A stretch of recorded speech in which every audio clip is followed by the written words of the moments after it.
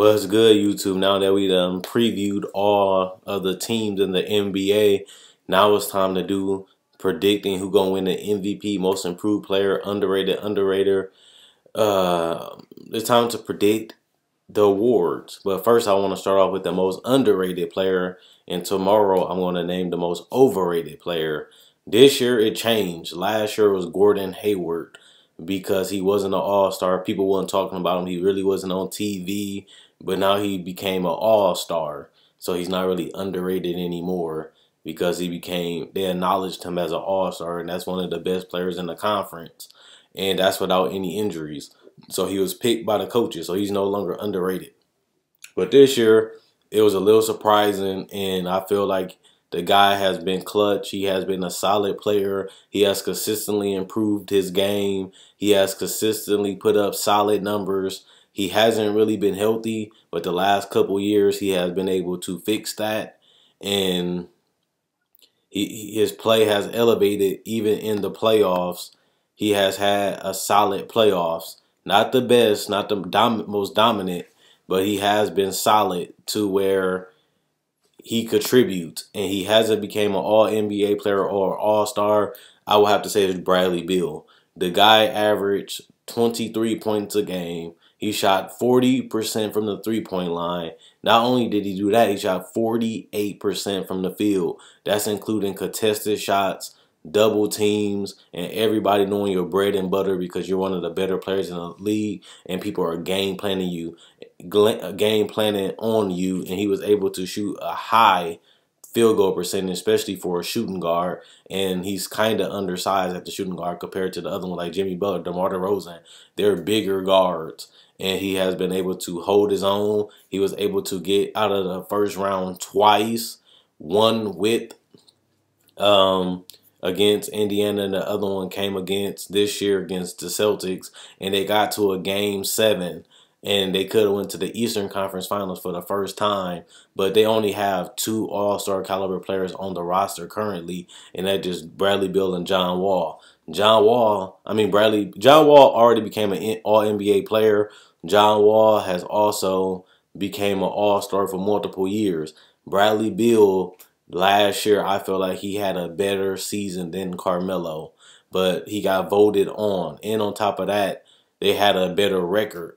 And his team was hot at that time, and they still voted for Carmelo to go. Well, not voted, but the commissioner picked Carmelo to go to the All-Star game instead of Bradley Beal. The thing about it is, at the end of the day, this year, the East has lost a lot of its stars, and they have went to the Western Conference, which opened the spot up for other players to make the All-Star team. And some players going to have inflated numbers because they're going to go against mediocre teams the majority of the time, which is the East. Bradley Beal has already put up a solid season last year, and he only can build upon that because his field goal percentage has rose over the last couple years during the regular season. And it went from 41 to 41.9 to 42 to 44 to 48. And his three-point percentage was his second highest of his career, which was 40.4, and his highest was 40.9. And he also shot 82% from the free throw line. He actually improved his ball handling ability because he has become a solid playmaker at the 2-guard position. He became more of a combo guard, but he still can score. And his numbers went from 13, 17, 15, and 17 again to all the way up to 23 points per game.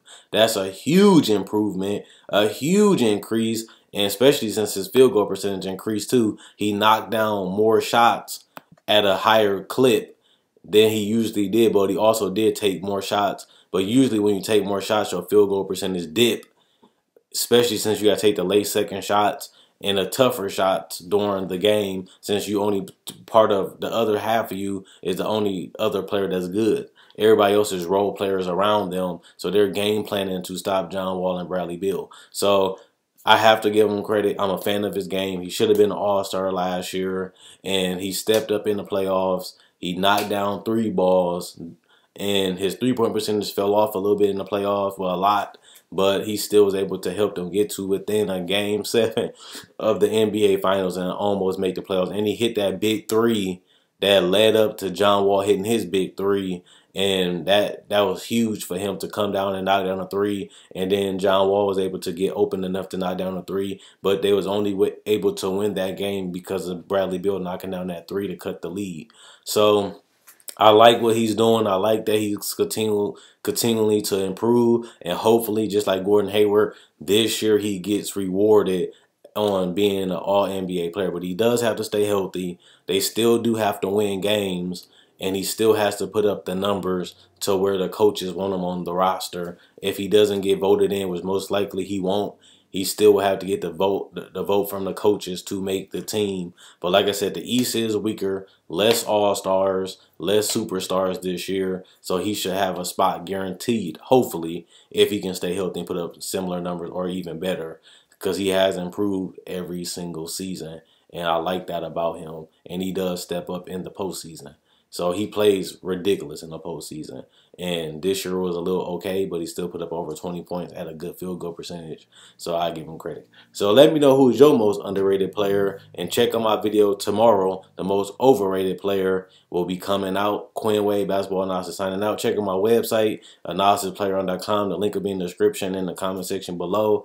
Also, check out my Facebook page, analysisplayground.com. The link will be in the comment section in the description below. All you got to do is click the link. It'll send you to my you to my Facebook page. And all I'm asking you guys to do is sign up to the website and like the page on Facebook to show support.